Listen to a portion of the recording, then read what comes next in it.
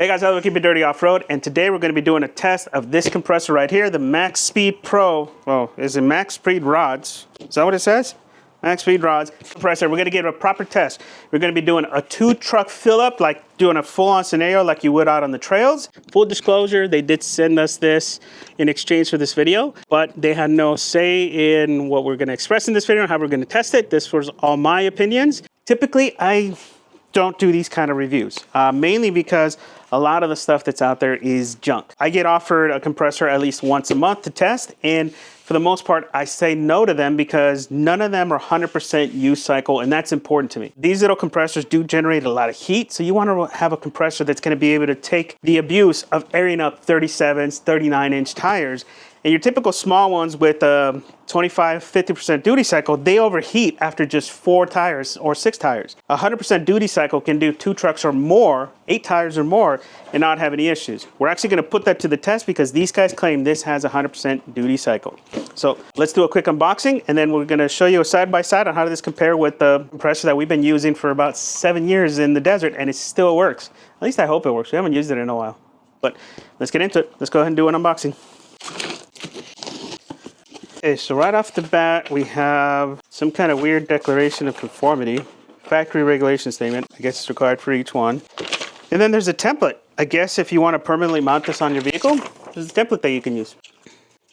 Interesting. Seems to be well packaged. Has a nice little manual. This right here. Oh my God, it's huge and it's heavy. This thing's big. Look at the size of this thing. So you could definitely mount this thing somewhere. This thing is huge. It's heavy too, especially compared to some of the other ones that we've looked at. Let's take a look at this stuff. So like on this side, it looks like we have what? Our pressure fitting. I'm guessing this is our power right here. So you can hardwire it. I'm thinking that's a fuse location. And then what's in the back? That's our power button there. And then in the back, what is this stuff? Oh, maybe this is intakes? I don't know, let's see. Yeah, I think that's intakes. Interesting setup. It's a weird form factor. I've never seen one like this one. It comes with a decent hose, which is nice because most of these usually come with cheap hoses. Open this up. And look at that. It comes with Velcro straps, which most of the stuff that we get like this doesn't come with Velcro straps. Okay, what else is in here? Looks like this is our power cables. It looks like they have little screw-in types, so this gives you the option, right? Like you can either run this as a portable one, screw it into the terminals on this side, or you can make it hardwired and actually wire it into your vehicle. I like the fact that they give you choices. Interesting. So they give you an extra attachment. This is a blower attachment. One thing I noticed though is like the stickers, they're coming off. You see that? Stickers are coming off, which kind of sucks. That means that this is more generic, but I don't know. It's kind of nice that they give you some extra stuff. And then you get a digital gauge with this system. It's like, that's the gauge. Some assembly required, apparently. There's the hose.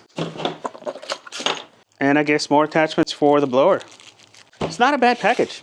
This compressor package is pretty expensive. I'm looking at it on their website, and it is $530. So it's a pretty expensive package.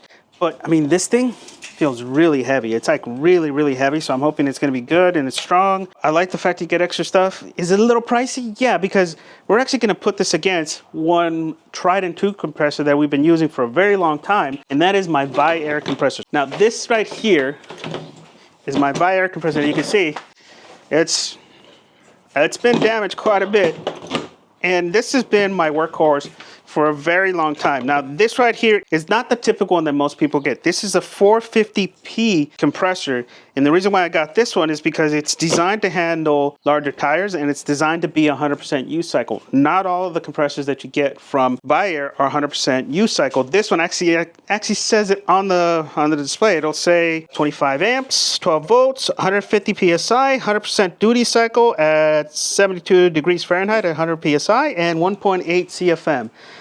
Now this one, let's see, does it have any details on its capacities?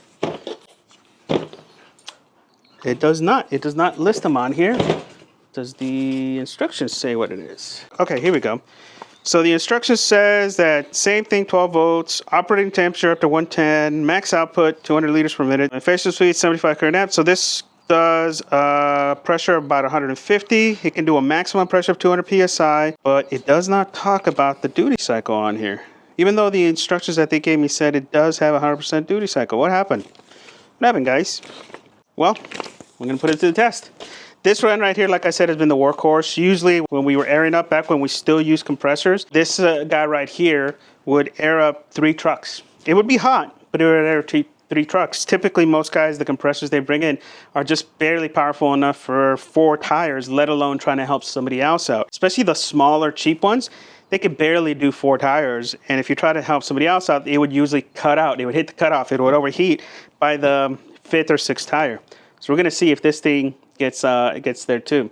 Now the temperature is a little warm today. We have kind of a heat wave going on here in Southern California, so we're gonna be testing this in 90 degrees. So we're gonna do an extreme test with a set of 37s and a set of 39s. So we're gonna put this to the proper test. If it goes well, we won't hit its cutoff. So we're gonna be doing 10 tires. So 10 tires, the equivalent of 2 trucks and 2 spares. Mm-hmm. I hope it keeps up to it. This seems like it's gonna be strong enough. So we're gonna get this put together and we'll get started. So one thing I do want to say is this feels flimsy. This is the ARB hose that we've been using with this one for a while, right? It's pretty old, it's cracked. But I prefer using digital ones because these almost always go out of alignment after like alignment, right? Out of whatever. So they don't last long. You can't trust these. And this one's cracked, so we're gonna get my own. Go ahead and get my own from the truck. But this, even though the price point is really high, this feels cheap, right? Like the throw is really small, right? Like look at that. It's a really small throw and it like slips. And it's all plastic, which feels kind of cheap, which by comparison, we've been using a power tank one because we switched over to power tanks. Power tanks, honestly, is the much faster way. I mean, this thing, even though it is plastic, this thing feels solid. It has a nice braided hose to go with it. It has a different type of chuck that's a little bit better. I prefer these kind of chucks. They're a little bit better. And I don't know, this, I mean, like you look at the throw angles of both of these. I mean, look at that. This is like, I don't know. This feels cheap. This doesn't feel good. Maxpeeding rods, guys, definitely look at better options for this. This is not good. All right, let's go do this test. Now, the first thing we're gonna do is check this gauge for accuracy to see if we can actually trust this thing, because that's another problem, right? Like if I can't trust this, then we're gonna have to use this one, because I know this is a good trusted gauge. So first thing we're gonna do is take a quick pressure and see if they're showing about the same. So this is showing 32.5, 32.5. Go ahead and disconnect that. So we're looking for about the same, 32.5 from this one. There we go. Remember, these connections are shit. 32.5, so we're about the same. So that means that we can rely on it. Great. So first things first, we're going to take all these down to 20 psi.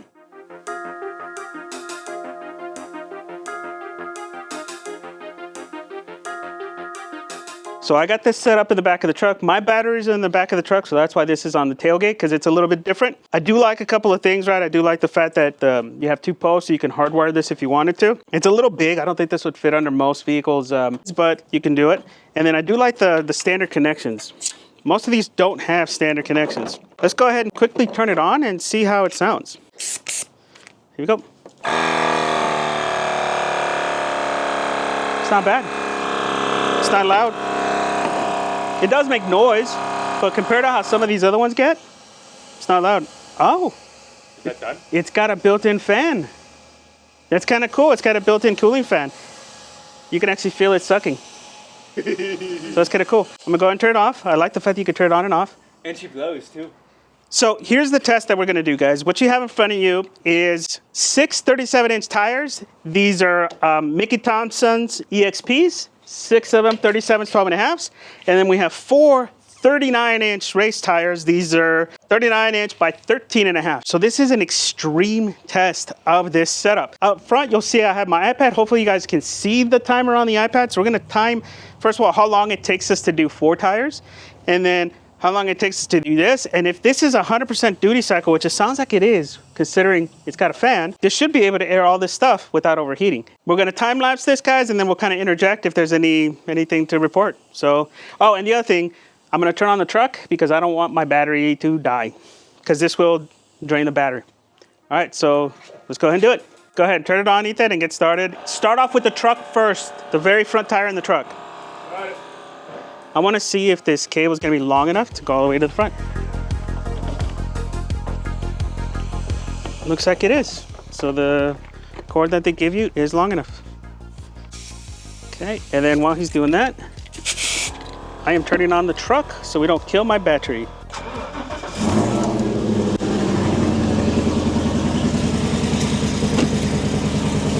Oh, wait a minute. Forgot to start the timer, so we're about 30 seconds late, but we'll see. So under load, it gets a little bit louder. 38, right? 38. Got it. What are we at right now? 28. Oh, it's doing pretty good. The connection sucks, huh? Connection always sucks with these kind of connections. You have to kind of hold them in. Yeah, you can see.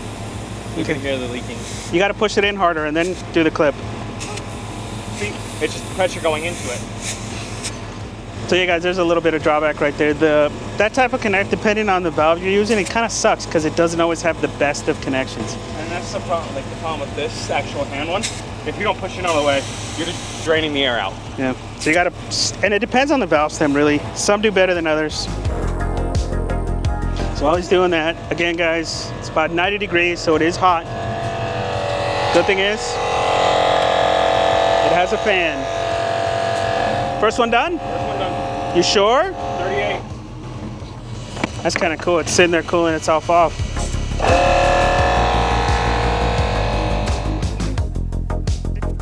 I will say it's a stiffer grip, so it's like harder to keep closed. And it's too short. Yeah, but I think we've been spoiled with that long one. Yeah. This is kind of probably What are you at? size. 30. This is kind of average size for them. It's just we've been spoiled. About 5 minutes in and we're on the second one. I do like how it turns off and then it just sits there and cools itself off. This would make for a really good hardwired solution. I could put this under the seat somewhere.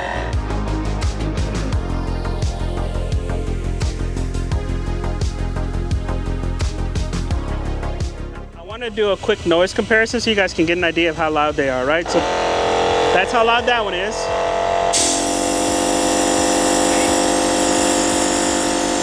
Not bad.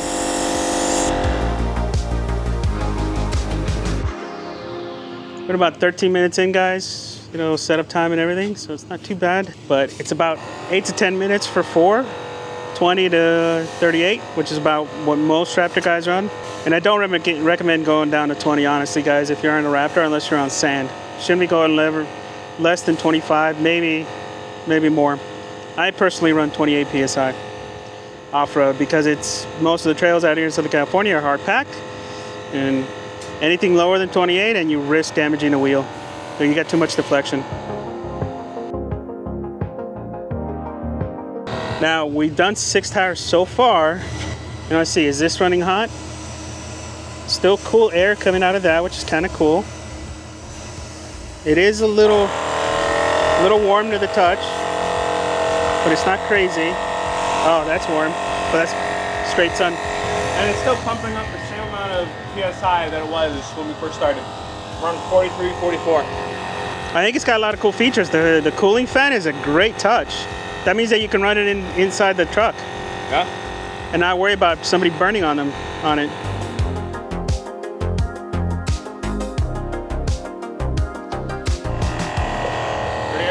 Okay, 2 more, right? Yeah. Huh? That's 9, right? Yeah, that's the last one. But considering those are 39s, they count as like more. 38. So about 28 minutes. About 28 minutes to do all that. That's actually not bad, but it didn't get hot.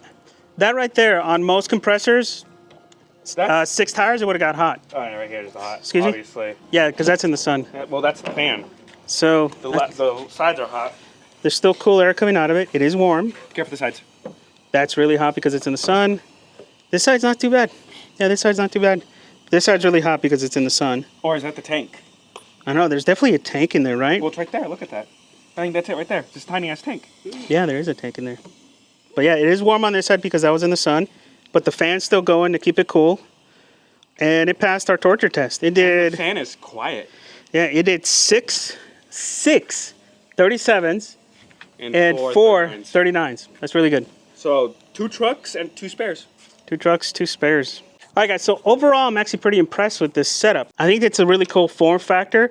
We were sitting out in 90-degree weather, and this thing aired up 637s and 439s, which is a massive feat. That's basically 2 trucks, 2 spares, which is more than your typical off-road compressors can do. And it can do it because this thing has a 100% duty cycle. It has that because of the fans and all that stuff that it adds, so it does a much better job of cooling itself. I think the only part of this that was hot to the touch was the side that was to the sun. So it's a really good setup. I think as far as this form factor, I really like the setup. I like the form factor. It is a little big, but I like the connections. I like the fact that it's already set up for hard wiring, so you can hardwire this in the truck. It's a whole lot easier to hardwire this than some of the other ones. I think it comes with a pretty good hose. The fittings and everything on this are pretty high quality, and they're, you know, they have covers and all that stuff. I think the hose is really good, and it was long enough to go all the way around the truck. And then I like the fact that it comes with some accessories, though, albeit these are pretty cheap, but it comes with a nice little blower attachment, as well as some little attachments if you need to air up your bicycle tires and all that stuff. So you can use it for more than just airing up the tires. The only complaint I have is with the actual gauge that it comes with. Now, one good point about this is that it's digital and it's accurate. Most of the time when you get these types of compressors, they only come with analog gauge, and the analog gauges, they lose their calibration relatively quick. Digital ones last better, and that just broke. Now you guys see why this is a complaint? Yeah, that just came off. That's not good. Maybe I turned it too much, filling up. But yeah, but still, that's not good. That's not good. But again, I'm not a fan of this. I think a couple complaints. Well, you guys saw it right off the bat. This just kind of came off. Head's not a good quality head, and we had a hard time keeping it in. We had to actually push it in. This hose is way too short. You're dealing with off-roaders, right? We're off-roading out there filling this up. This should be at least 2 feet. In my opinion, this should be much longer, or 3 feet like you have some of the power tank ones. I like the idea of being comfortable there airing up, and it needs a better connection. And then the handle itself, it's very plasticky, it feels very cheap, and this button right here is awful. It's actually quite a chore to sit there and hold it to fill up the tires, and it takes, what, 2 to 3 minutes per tire, somewhere around there? It's quite a chore to hold this, so this is the only complaint I have. I think I like this form factor, I like this setup, I like the fact that it didn't get hot, it kept itself cool, like the hose, like the accessories. This is my only complaint. I think the other thing I would have liked to see, especially with this price point, remember this is $530, is a carry bag. I know this is designed to be fixed, but not everybody's gonna affix it to their truck, so I would have liked to see a carry bag for something like this. But that's it.